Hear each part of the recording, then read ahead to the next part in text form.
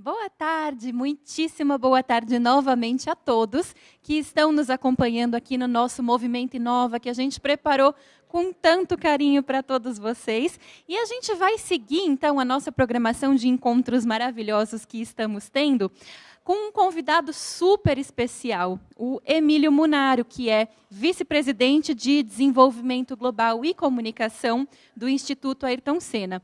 Mas o Emílio não estará sozinho, ele será acompanhado nessa nossa conversa, nesse nosso bate-papo, pela coordenadora do Centro de Mídias, a Bruna Weitmann, e também pelo professor queridíssimo do Centro de Mídias, o Giba. Vamos juntos? Obrigada, Fê. Boa tarde a todos e todas que estão acompanhando a gente. Eu não podia estar melhor acompanhada aqui com o Giba e com o Emílio, que está remotamente com a gente, mas que já faz parte aqui dessa roda de conversa que a gente vai fazer agora. Bom, gente, o tema de hoje é projeto de vida. A Maria Fernanda falou, né, esse cargo do Emílio. Eu estou super curiosa para entender um pouquinho mais o que ele significa, mas a gente sabe que quando a gente ouve do que uma pessoa faz, tem muito por trás disso, né? Tem todo o sonho que ela teve, todo o esforço que ela fez para chegar lá, as mudanças de plano, os exercícios para lidar com os desafios, né? Bom, Emílio, bem-vindo. Queria começar ouvindo sobre a sua história. Emílio, que história é essa? Que cargo é esse seu? E como você foi parar aí?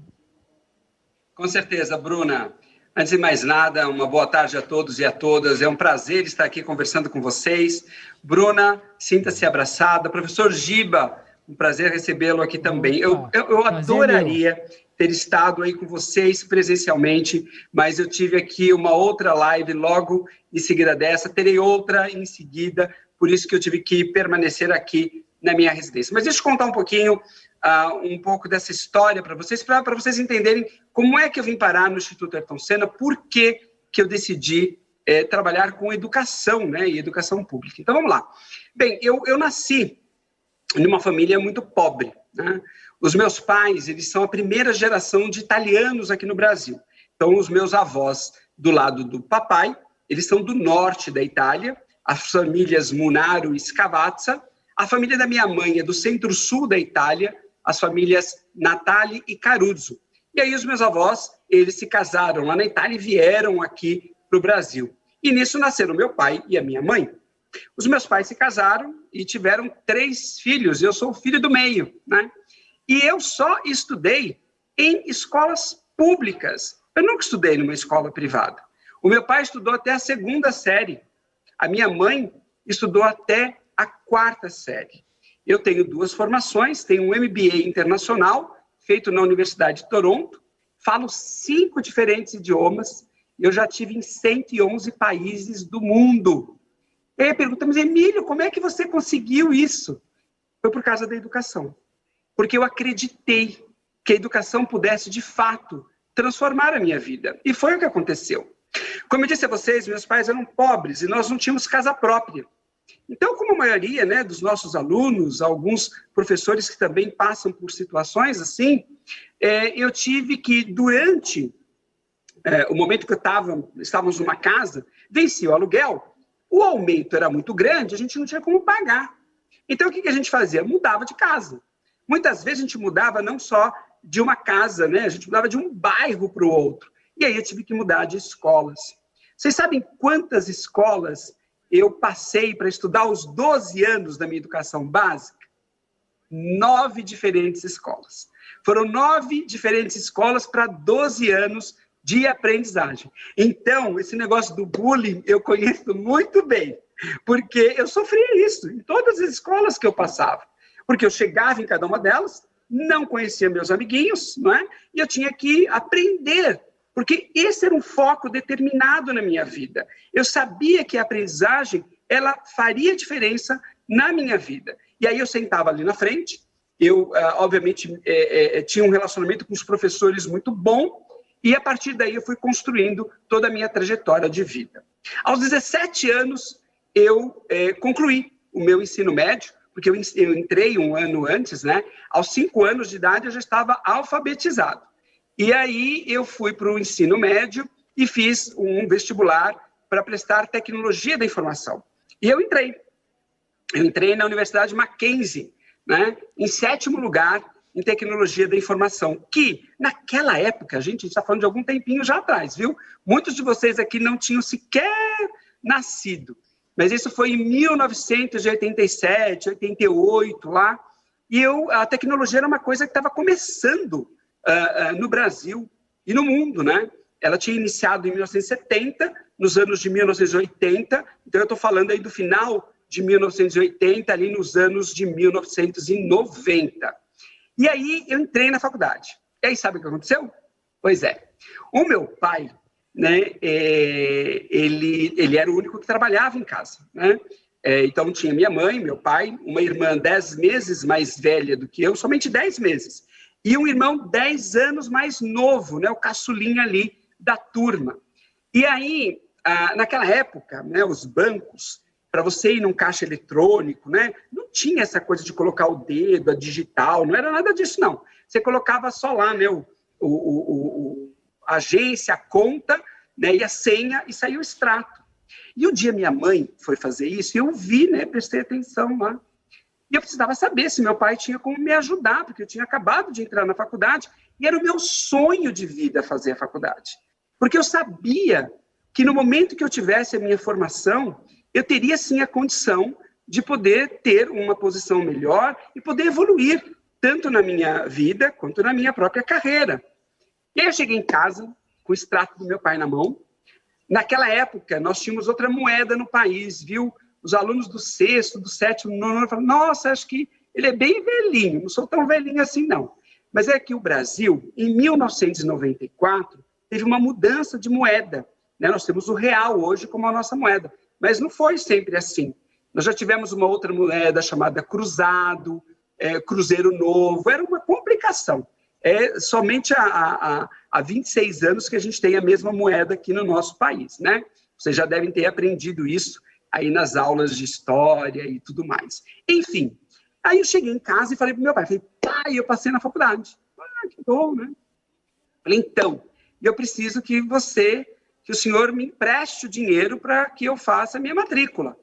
Ele não tem dinheiro. Eu falei, não, tem sim, está aqui, ó. Você tem 85 mil cruzeiros novos, cruzados novos, não me lembro qual que era a moeda, e eu precisava de 5 mil, ele tinha 85 mil. E ele disse, não, esse dinheiro é meu, se você quiser o seu dinheiro, você vai buscar. E aí minha mãe, muito amável, chorando, veio, filho, está na hora de você buscar a sua vida, né? E aí, aos 17 anos de idade, eu morava em Cajamar, né, na região metropolitana aqui de São Paulo, e eu vim para São Paulo para morar com a minha avó, uma nona na época a vovó tinha 88 anos de idade. E a vovó viveu mais 4 anos, ela faleceu aos 92 anos de idade. E foi aí que eu comecei a procurar emprego e a fazer as coisas, né? E tem outra história que as pessoas falam, meu Deus, quanta história, né? Mas aí eu precisava fazer a faculdade. E aí eu fui tentar procurar emprego, mas a gente sabe que é difícil, né? Quando a gente é jovem, nunca trabalhou, porque uma coisa boa era isso. Os meus pais não tinham tido a oportunidade de ter estudado, mas eles apoiavam que eu estudasse, né? Eles faziam com que, minimamente, eu não precisasse trabalhar. Mas eu, do meu lado, estudava. E estudava muito, entendeu? Por quê? Porque eu sabia que eu precisava daquilo para essa transformação na minha vida. E aí, eu entrei na faculdade, mas eu não tinha como fazer a matrícula. E no último dia eu liguei para uma tia minha, cujo marido é irmão do meu pai, só que o irmão do meu pai ele tinha uma condição de vida melhor, ele tinha um açougue, né? Ele era dono de um açougue, de um frigorífico. E eu fui pedir o dinheiro emprestado para ele para fazer a matrícula. E ele falou, se seu pai não te emprestou, por que eu vou te emprestar? E aí minha tia ficou brava com ele me emprestou o dinheiro. A minha prima me levou, era 17 horas e 55 minutos. E aí eu entrei lá para fazer a matrícula que fechava às 18 horas. Depois de 2 meses eu arrumei um emprego. Assim que meu tio soube que eu arrumei um emprego, ele me ligou. Falou assim, você vai pagar o dinheiro que você me deve? Né? E eu falei, vou. Porque independente de qualquer coisa, nós temos que ter ética na vida. Nós temos que ser honestos. O dinheiro ele tinha me emprestado, não é verdade? Eu tinha que devolver. E aí eu fui lá e devolvi o dinheiro para ele. Fiquei atrasado alguns meses na faculdade, mas depois tudo voltou ao normal. Daí eu fui arrumar meu trabalho. Comecei a trabalhar numa empresa durante 7 anos. Aos 21 anos de idade, eu já estava com a minha primeira formação feita em tecnologia da informação, um curso de bacharel na Universidade Mackenzie, e eu já era gerente de reservas e atendimento a clientes de uma empresa que nós tínhamos no Brasil, que chamada Varig, era uma companhia aérea, né? E eu já tinha profissionais, eu era gerente aos 21 anos de idade, com a primeira formação, tinha 45 pessoas que trabalhavam nesse departamento. Depois dessa empresa, eu fui para a área de tecnologia. Comecei a trabalhar na IBM, depois da IBM, né, com tecnologia, eu fui convidado para ir para a McAfee. Sabe aquela empresa de antivírus? Né? A McAfee VirusScan, que a gente usa ainda no computador como antivírus, eu fui para lá. Nessa empresa, eu trabalhei também quase que 7 anos. Eu fui o diretor de marketing e comunicação para a América Latina aos 27 anos de idade. É isso mesmo, pessoal, 27 anos só. Eu tinha já essa posição. Eu viajava para os Estados Unidos praticamente todos os meses e eu tinha que cuidar de uma equipe no México e os países da América do Sul. Então, eu tinha equipe no México, na Colômbia, na Venezuela, no Peru, no Equador, no Chile, na Argentina e aqui no Brasil. Aos 30 anos de idade, eles me convidaram para ser o presidente da McAfee aqui no Brasil. E aí eu fui presidente, tive uma equipe de 200 funcionários e tive que desenvolver todo o trabalho dessa empresa.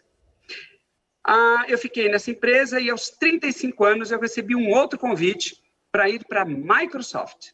E é aí que eu vi que todo aquele esforço de aprendizagem que eu tinha tido teria valido a pena. Porque ao entrar na Microsoft, eu recebi uma oportunidade de me tornar o primeiro diretor de educação na Microsoft Brasil. Mas eu não conhecia nada, né? Diferente de você, professor e professora que está nos assistindo aqui, o Giba, que é professor também, né? Eu não tinha um curso de pedagogia. E eu precisava entender o que era educação. Eu costumo dizer que na vida nada é por um acaso. As coisas acontecem quando tem que acontecer. E aí eu fui convidado para poder lecionar inglês numa ONG chamada Cidadão Pro Mundo. Essa ONG existe há 20 anos. Eu sou voluntário, eu não sou mais velhinho, viu? Tem umas velhinhas, mais velhinhas lá. Mas eu estou lá há 15 anos ininterrupto, dando aula de inglês para crianças e jovens carentes em comunidades aqui de São Paulo. A minha comunidade é essa aqui, próxima ao Real Parque. E eu dou aula lá há mais de 15 anos, formei vários alunos, porque eu sempre gostei de inglês. E eu me especializei. Eu fiz a formação de inglês, tirei um certificado internacional chamado Michigan Certificate, depois eu fui e tirei uma certificação internacional chamada TOEIC, e essa TOEIC, ela me deu uma certificação profissional para atuar como professor de inglês. E aí eu comecei a dar aula particular, e aí foi nessa ONG que eu comecei a fazer. E aí, de novo, né? Porque eu comecei a trabalhar na Microsoft, depois de um ano eu já estava lecionando nessa ONG, e aí eu tive uma situação um pouco delicada da minha vida. Acho que a Bruna também não sabe dessa história. E aí, quando eu estava um ano já lecionando na comunidade, como eu disse a vocês, eu tenho uma irmã 10 meses mais velha e um irmão 10 anos mais novo. Esse meu irmão, infelizmente, reagiu a um assalto e ele foi assassinado. Ele já era casado, tinha 2 filhinhas e ele as deixou, né? Mas o pior não foi isso, porque o mesmo rapaz que assassinou o meu irmão, numa infeliz coincidência, e foi uma infeliz mesmo, porque nós fomos descobrir isso depois, 3 anos depois ele sequestrou e matou o meu pai. E aí, como a minha família era italiana, eu tinha passaporte italiano, eu falei, por que eu vou ficar aqui no Brasil? Né? Acho que já deu para mim. A minha mãe já tinha morrido. Meu pai já tinha morrido. Meu irmão já tinha morrido. Sobrava minha irmã e os meus sobrinhos. E aí eu planejei para poder ir embora daqui. Foi quando eu estava prestes a ir embora, com uma vaga pronta lá no exterior, que eu falei, não, eu não vou desistir disso aqui. Eu nasci nesse país, eu cresci nesse país, e é nesse país que eu vou ficar. E vou fazer algo para transformar essa realidade do meu país. E foi aí que eu decidi ir para a educação. Foi aí que eu decidi continuar fazendo o que eu sei fazer de melhor, que é ser um executivo. Aliás, eu estudei, né? Afinal, eu estudei para isso, eu me formei nisso e venho fazendo os meus cursos de aperfeiçoamento durante todo o meu período, mas por um propósito de vida, um propósito da transformação humana através da educação pública brasileira. E foi por isso que eu escolhi o Instituto Ayrton Senna. Escolhi algum lugar que eu pudesse ter esse meu propósito realizado. E hoje eu sou muito mais feliz quando eu vejo que a gente consegue impactar a vida de crianças e jovens por esse país. E o recado que eu queria deixar aqui, o primeiro de todos eles para vocês, é que se eu conseguir chegar onde eu cheguei, qualquer um de vocês também pode. Eu saí de uma família humilde. Eu estudei em escolas públicas como vocês. Eu fui aprender um outro idioma. Aliás, o inglês, eu preciso contar isso. Eu vou falar mais 3 minutinhos e a gente vai abrir aqui para diálogo. Mas olha só, o inglês. Aos 14 anos de idade, eu ganhei uma bolsa de estudos para estudar inglês. Mas sabe aquela bolsa meio fajuta? Que você tinha que pagar pelo material? Foi o que aconteceu comigo. Nessa época, eu já morava lá em Cajamar, porque eu nasci e fui criado aqui na cidade de São Paulo até os 13 anos de idade. Aos 13 anos, eu mudei com os meus pais lá para Cajamar, porque o meu pai foi trabalhar lá, né? E aí, mas eu continuei estudando em São Paulo. Eu estudei numa escola lá na Lapa, né, de ensino médio. E assim a minha vida foi acontecendo e eu ganhei essa bolsa de estudos. Eu tinha certeza que o inglês transformaria a minha vida. Porque eu precisava aprender esse idioma.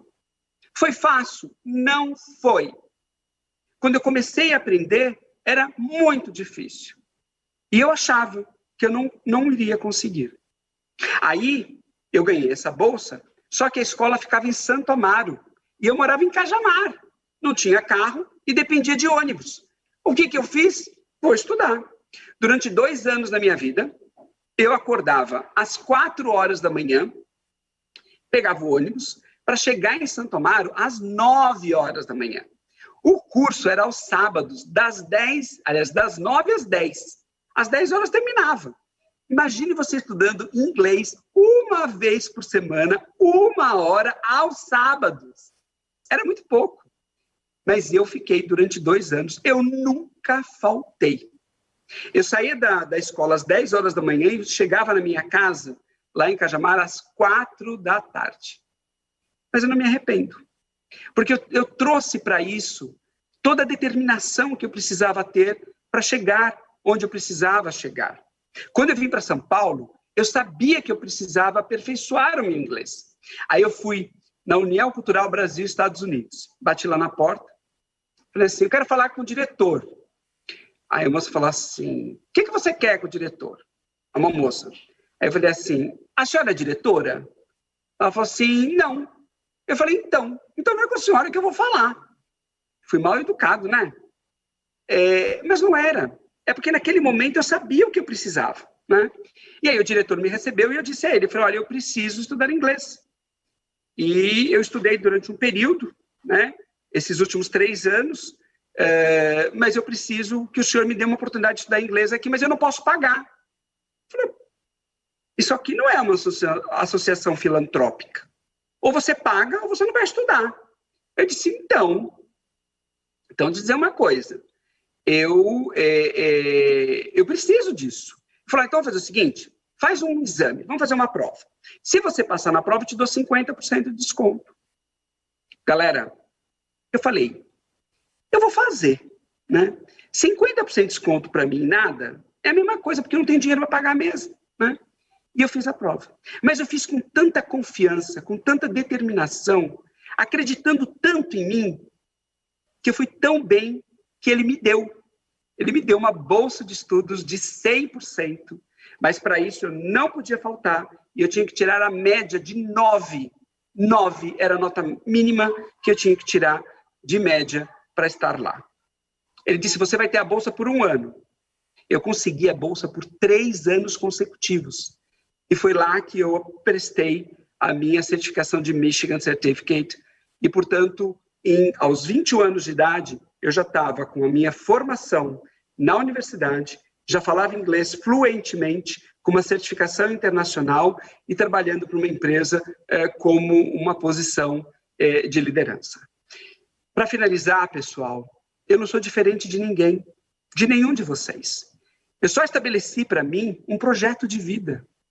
Estava claro para mim que, ao começar a estudar, eu tinha que estudar. Eu tinha que me destacar como um aluno. Não para dizer que eu era o melhor aluno da escola. Eu fui. Fui o melhor aluno de todas as escolas que eu passei. Mas não era para isso. Eu precisava aprender para mim. Eu precisava aprender. Eu precisava ter conhecimento na minha vida. Eu determinei para mim que aos 14 anos eu precisava aprender um idioma estrangeiro. Eu determinei para mim aos 17 que eu tinha que entrar na universidade.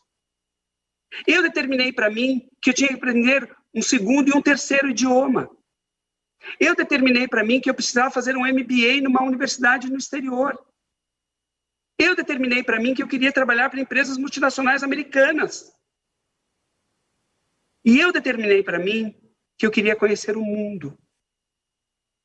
Tudo começou numa aula da professora Estefânia, de Geografia.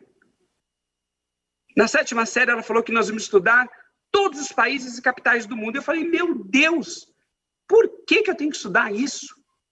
Às vezes a gente não pergunta, né? Por que eu tenho que estudar isso? Tudo tem um porquê. Talvez naquele momento a gente não perceba, mas tem um porquê. E aquilo despertou em mim uma coisa. Sabe que coisa? A vontade de conhecer novos países e novas culturas no mundo inteiro. Desde há 20 anos que eu tenho uma meta de vida. O meu projeto de vida que eu fiz, né, até os meus 30 anos de idade, lá eu renovei para agora esse meu projeto, que são 2. Militar pela educação pública brasileira, para que os alunos e alunas brasileiros tenham as mesmas oportunidades que todas as outras crianças e jovens desse país possam ter, para que eles possam ser quem eles quiserem ser. E a segunda coisa, eu passei a visitar países, mas aí eu comecei a estudar, como eu sempre gostei de estudar, mas por prazer. Então, hoje em dia, eu visito de 3 a 5 novos países todos os anos. Eu estudo história, geografia, formação étnica, política, economia, religião e gastronomia. Monto um livrinho com todas as informações e quando eu vou para o país, eu contrato um historiador lá. E com ele a gente tem uma conversa daquilo que eu aprendi nos livros de história e daquilo que eu vou aprender em contato com o povo. E aí, o que aconteceu? Né? Eu aprendi que isso faria diferença na minha vida. Eu já estive em 111 países no mundo. E é um prazer poder viajar. Nesse ano da pandemia, está sendo o único ano que eu não vou conseguir completar essa minha meta, mas está tudo bem. Está tudo bem. O ano que vem eu tiro esse atraso. Bem, é isso, Bruna. É isso, Giba. Um pouquinho da minha história de vida, né, daquilo que a gente chama de projeto de vida, lá desde o início até meus 30 anos e dos meus 30 anos até agora. É com vocês. Uau, Emílio. Legal, hein? Muito legal, hein, Uma Giba? história de superação, né? Não, é só o que se diz aqui no chat. Aliás, pessoal, vamos abrir o chat para todo mundo que quiser mandar perguntas, porque o pessoal tá emocionado, tá curtindo aqui, né, Giba? Muito legal. Você vê que ele teve várias questões na vida, foi passando, foi superando, teve uma meta, né? Teve um objetivo. Muito, muito bacana. Muito legal. Emílio, estão chegando perguntas aqui. O professor Giba, ele tá dando uma olhadinha para a gente trazer algumas para você. Mas a professora Sandra, ela fez um comentário interessante aqui. Ela falou assim: nossa, você deve ter exercitado nessa sua trajetória bastante as tais das competências socioemocionais. Emílio, para quem ainda não conhece essa expressão, conta para a gente o que é isso e dá alguns exemplos de como elas foram exercitadas na sua história. Claro, Bruna, claro, vamos lá. Pessoal, as competências socioemocionais, elas nada mais são de capacidades individuais que a gente tem de sentir, de pensar e agir diante de uma emoção, diante de uma situação, diante de um sentimento. E a ciência descobriu que a gente não nasce com elas prontinhas. É como, por exemplo, se você olhar, né, um bebezinho, quando ele nasce, você sabe dizer se ele vai ser capaz de ler e escrever? Ele vai ser, ele nasceu com todas as potencialidades para aprender a ler e a escrever, não é verdade? Mas se ele não for para a escola, se ele não for intencionalmente provocado, ele não vai ter as capacidades de leitura de cálculos matemáticos, não é verdade? Com as competências socioemocionais é a mesma coisa. A gente precisa trabalhar as competências socioemocionais com intencionalidade. Mas, Emílio, o que são? Quais são elas, né? A ciência já identificou mais centenas, milhares delas aqui, né? O Instituto Ayrton Senna fez um trabalho onde ele reúne as competências socioemocionais através de 5 macrocompetências e 17 facetas. Então, vou contar uma delas para vocês. Então, a primeira macrocompetência muito importante é chamada de resiliência emocional. A resiliência emocional é a habilidade que você tem de lidar consigo mesmo, com as suas emoções, com os seus sentimentos. Então, olha o que acontece, né? No momento que a gente está vivendo agora, por exemplo, dessa pandemia, a gente tem um momento meio que de incerteza, às vezes, né? Isso gera uma insegurança. O contraponto da insegurança é a autoconfiança. Então, foi o que eu desenvolvi na minha vida. Eu tinha momentos de insegurança quando eu chegava nas escolas, e eram escolas novas. Eu não conhecia amigos, eu não tinha amigos, eu não conhecia os professores, mas eu acreditava muito em mim. Eu tinha certeza que ia dar certo. E essa, por exemplo, foi uma das coisas que me fez crescer enquanto ser humano, em ter uma autoconfiança muito grande. Tem uma outra, né, macrocompetência chamada engajamento com o outro. É como você se relaciona com as outras pessoas. Para isso, você tem que ter iniciativa social. Eu sempre me pus para poder falar. Então, por exemplo, na sala de aula, eu tinha que apresentar um trabalho, né? Quem levantava a mão para apresentar? Era eu. Eu tinha dificuldades? Claro que eu tinha dificuldades. Ninguém nasce sabendo. Ninguém nasce pronto. Mas eu, através da iniciativa social, eu queria aprender. Então, eu me colocava ali na frente para poder falar. A mesma coisa aconteceu com o inglês, né? Muita gente tem medo de falar, mas eu tenho medo de errar. Pois é, mas faz parte da vida, né? Então, acredite em si, crie essa autoconfiança, que faz parte da resiliência emocional. No engajamento com o outro, tenha a iniciativa social, mas não perca a amabilidade. A amabilidade é um conjunto de competências que traz aqui a empatia, a capacidade de você se colocar no lugar do outro, estabelecer respeito, né, e confiança. Ninguém precisa concordar com tudo e com todo mundo, mas a gente precisa respeitar as pessoas. Por isso, a amabilidade é muito importante. Agora, 2 delas foram importantes na minha vida. Autogestão. O que é autogestão? É a capacidade de execução, né? O Giba falou, poxa, ele teve muita determinação. É verdade. Foi isso que aconteceu. Foco, organização, determinação, persistência, porque eu estava ali em cima, né, para isso. E, por fim, a abertura ao novo, porque eu sempre me colocava aberto para aprender. Não é? Essas são as competências, são as 5 macrocompetências, Bruna, e os exemplos de como elas fizeram diferença na minha vida. Filho, cada um pode ir pensando aí as competências que quer desenvolver mais, aquelas que já tem desenvolvidas. E aí, Giba, o que o pessoal está comentando? O que eles querem saber do Emílio? Muito legal aqui, o pessoal ficou até emocionado, né, com a história do Emílio, né, com relação à superação, à história de vida dele, né, no caso. Tem, acho que a Micaele, a Marina, que perguntou, né, se você se arrependeu de algo, né, durante a sua trajetória de vida, se teve algum arrependimento, né, durante as suas conquistas, né, no caso. O pessoal falou, nossa, uma história maravilhosa, né. Falou que tocou muito os alunos, né, comentando, tocou muito a questão do objetivo, né? Você tem que ter um objetivo, você tem que ir atrás, né? Igual o Emílio comentou, fechou a porta, o cara falou assim, você só vai, se fizer, não vai ter bolsa. Ele falou assim, então eu faço uma prova. Fez a prova, ainda ficou com 3 anos ainda estudando. Então, dedicação, né? E perseverança também, a questão que é uma história incrível mesmo aqui. Mas você já teve um arrependimento durante a sua história? Emílio? Teve sim, Giba. Olha só, teve um momento na minha vida que esse eu acabo nem contando, né, na minha trajetória, mas foi assim, eu trabalhava na IBM, né?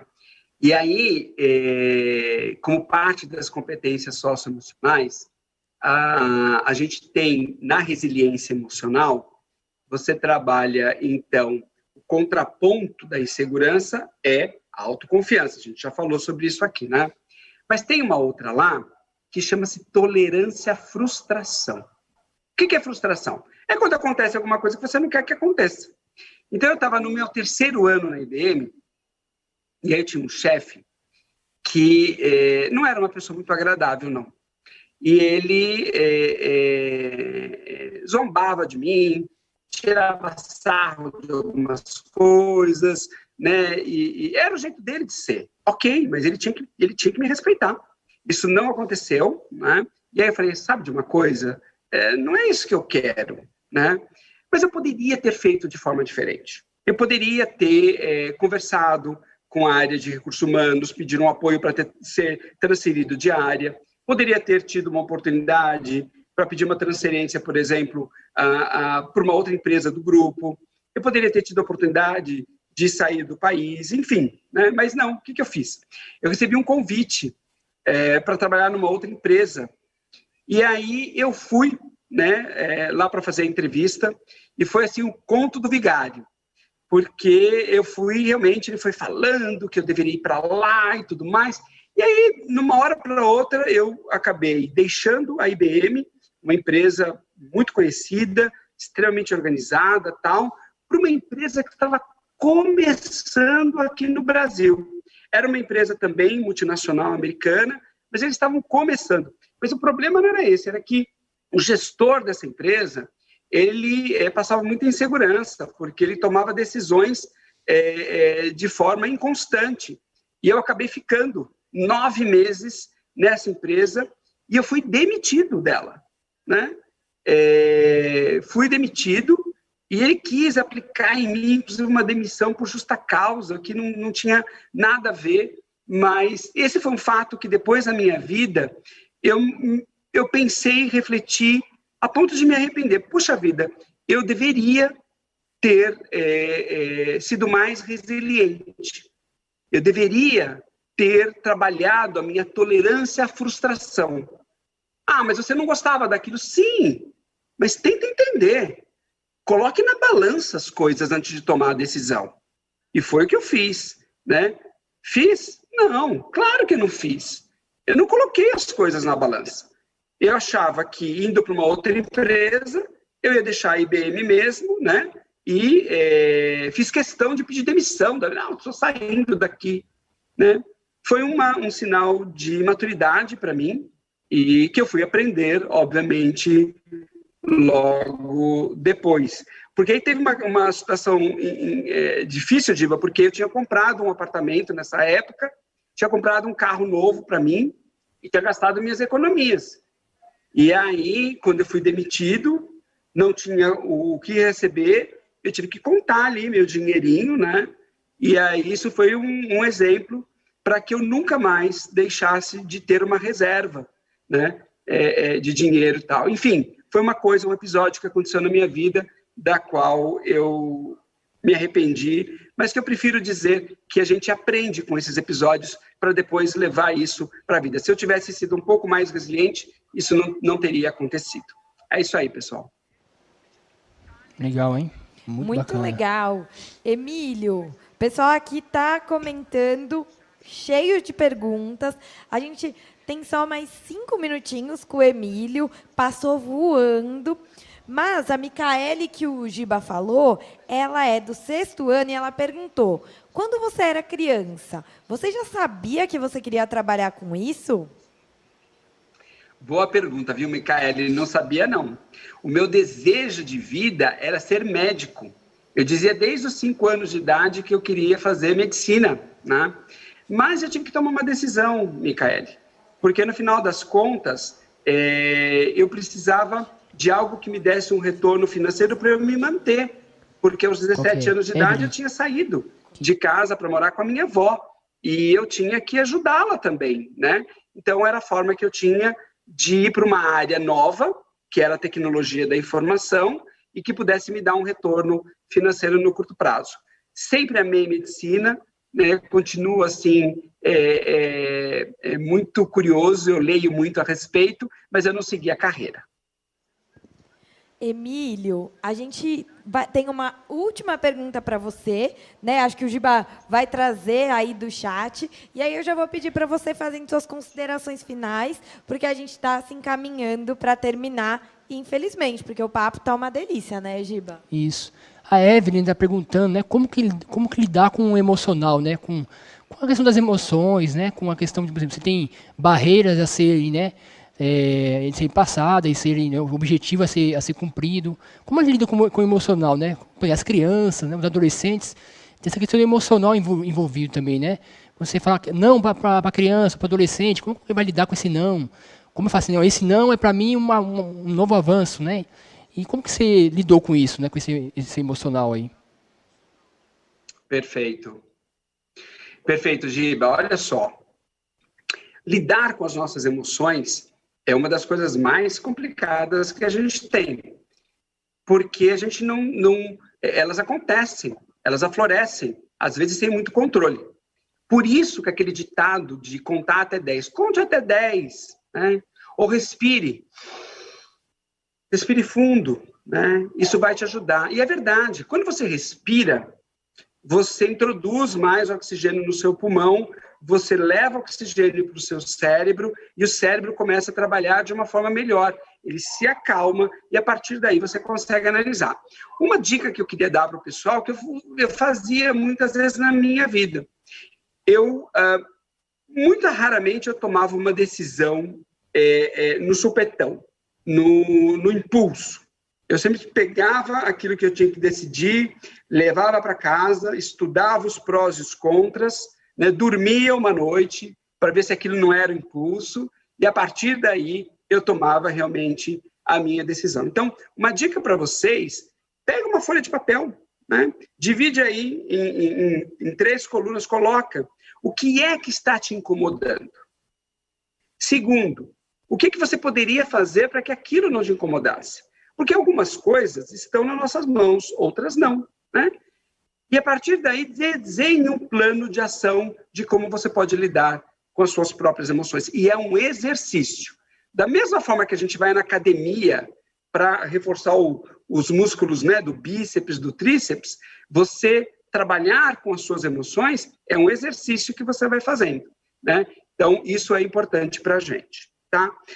Bem, pessoal, eu queria aproveitar, então, minhas considerações finais aqui, agradecer, em primeiro lugar, à Secretaria de Educação do Estado de São Paulo, na pessoa da professora Débora Garofalo, da Bruna e do professor Giba, por terem me acolhido nessa tarde de hoje. Eu amei falar com vocês, gestores, professores, professoras e alunos da rede estadual aqui de São Paulo. Não se esqueçam, se eu fui capaz de chegar onde eu cheguei e fazer todas as coisas que eu consegui fazer, vocês também são. Acreditem em vocês acima de tudo. E sejam boas pessoas, porque aqui você vai colher aquilo que você plantar. Tá bom? Um beijo no coração de todos vocês e até uma próxima. Valeu, Giba. Valeu, Emílio. Foi muito inspirador. E tem muito mais, pessoal. Fiquem aqui com a gente, né, Giba? Isso, fiquem aí que tem muito mais coisa para a gente estudar ainda hoje sobre nova aí. Muito legal aí. Valeu, pessoal. Boa tarde para todo mundo. Um abraço, Emílio. Até a próxima. Tchau, tchau. Um abraço, Emílio. Tchau, meus alunos.